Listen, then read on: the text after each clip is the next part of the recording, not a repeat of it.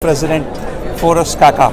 His last day at the helm of this organization. He made history 4 years ago when he was the first Asian in the 75-year history of IFA to be elected the president worldwide. Porus, it's been an amazing term, wonderfully successful. I think the goodwill with which you leave the chair, I think must be heartwarming. It's been a tremendous 4 years. I cannot tell you how tremendously honored I was to lead this organization, and I leave in a tremendously satisfied place after the completion of 4 years. IFA is in a wonderful place. I have received messages from across the world from global organizations, and I think the fact that we can attract more than 1900 persons to a place like Rio in South America shows where the brand is today. So I'm in an extremely satisfied and happy position. Ostwal ji, Porus has done India proud. Absolutely, no doubt on that. And tenure of his presidency of IFA has changed the dimension of IFA world over. He has created the regional conferences. India has seen that, and the world over, so everybody has enjoyed that. And I must tell you, the total change in the way of thinking in IFA has come. Wonderful.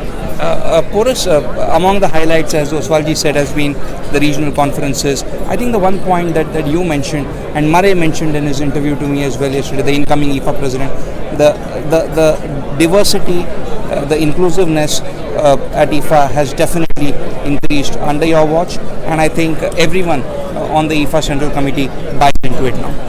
Yes, and I have cautioned it that this must be maintained for the future. Today, the world of international tax is not limited to a few countries, and therefore IFA as an organization that represents all the sectors in international tax must be equally diverse in both gender, race and point of view. Absolutely.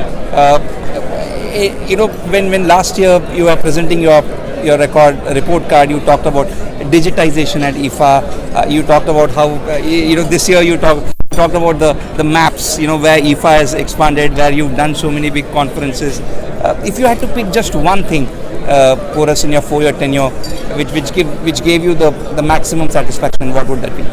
I think it's my visits to the branches and seeing the work that's done, seeing the work done at the regional levels, and then of course the success of our 4 annual congresses, which have built, each one has built on the other, starting from Mumbai and now ending in Rio. Each one has been a tremendous success, and I think that's something I can take back. Ostwalji, IFA was always perceived as a thought leader in when it came to taxation, one of the premier bodies, for deliberations on international tax.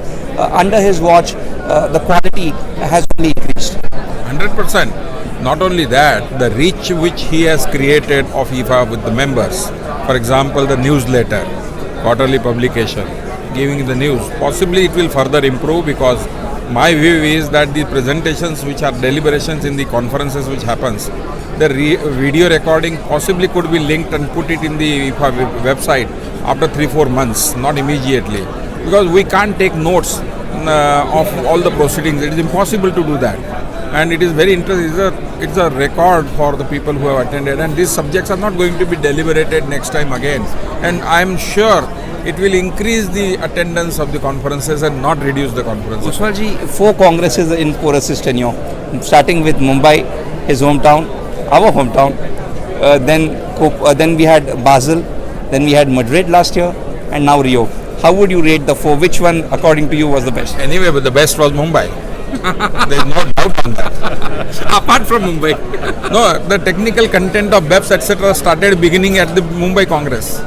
And then they developed now. Today, which ended today's last session, we saw robot taxation. Sure. So therefore, is a future. This is always ever evolving subject. But in terms of arrangement, all the 4 congresses, without any doubt, every conference excelled in arrangements after each other. Coming from Ostwalji, that's something. No, so I would like to comment. I don't want to rate anyone, but I can certainly say that Mumbai was one of the finest conferences that we have, and I think it's congratulations to Ostwal and his team for that. You have no idea so many kind comments I have received in the last 4 years for all the conferences and especially for Mumbai. Yeah. Porus, coming to the technical deliberations at the Congress, we can't leave you without some comments on that. BEPS was the focus, as you said in the opening ceremony on Sunday, that this is the first Congress where BEPS will be, taking center stage. That said, you heard several viewpoints on MLI as an instrument, not an obligation. You heard about BEPS implementation and how peer review is going to now play an important role.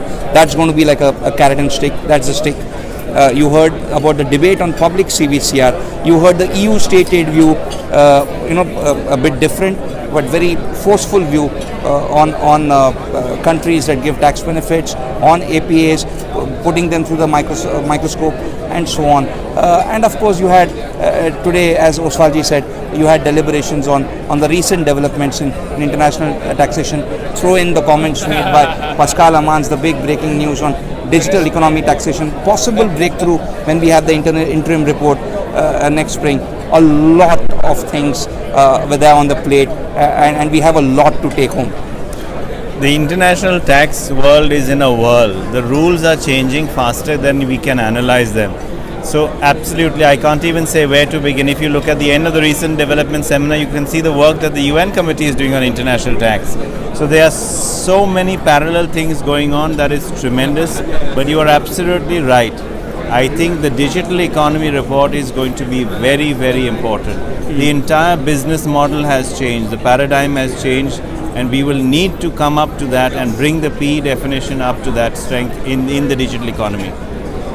Ostwalji, we anyway have a end of Congress recap, so very quick comment.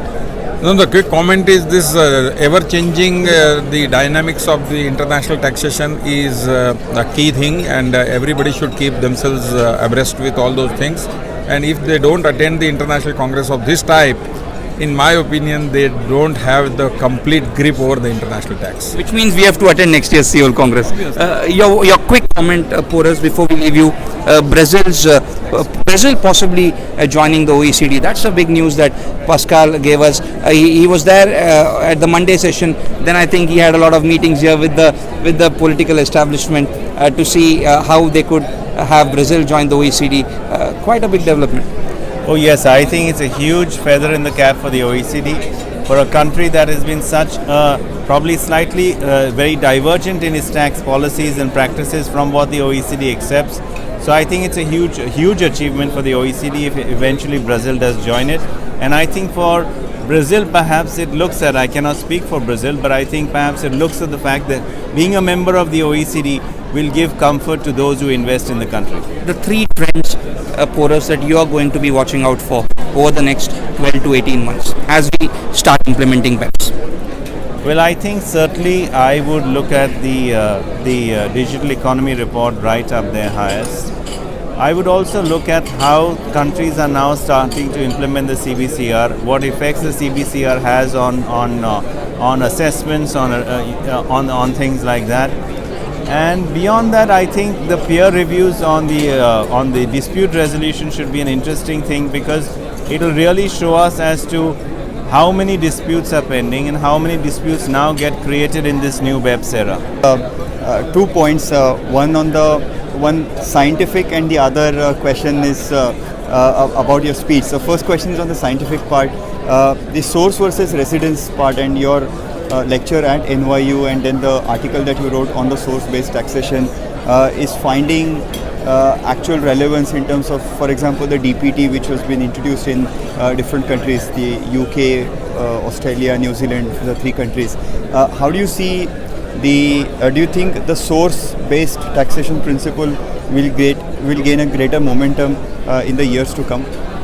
Well, I don't know whether it will gain a greater momentum, but certainly if you will see some of the discussions coming out of the Congress, and if you see Michael Leonard's comments towards the end of the recent developments panel sitting on the UN Tax Committee, he's very clear that there is a lot of demand from those who are called the source countries, voice to be heard in the international tax fora, and their views to be accepted.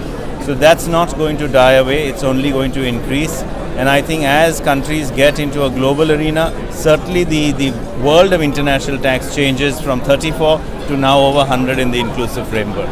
Right. And my last question on your speech, you spent a lot of time, efforts, over 25 iterations. Most of the times your speeches are inspired by what's happening, particularly in US as well. What's the next speech that you're working on? My gala is dinner, thank you. For a final word before we... you're going to be professionally very busy now, right? I hope so. We are going to miss your witty speeches, the one-liners. I need some Who's downtime. going to be telling us about the Tinder of taxes? Who can even think? We are going to miss Porus at the Taxsutra Conclave this year. He is on an overseas visit. We are going to sorely miss him, but he's promised us he's going to be back next year, Porus. Right. Porus, again, hearty congratulations on an amazingly successful tenure at IFA, and on behalf of Taxsutra readers and DTS, you make all of us proud. Very Thank kind. you so much. Thank you. Thank you.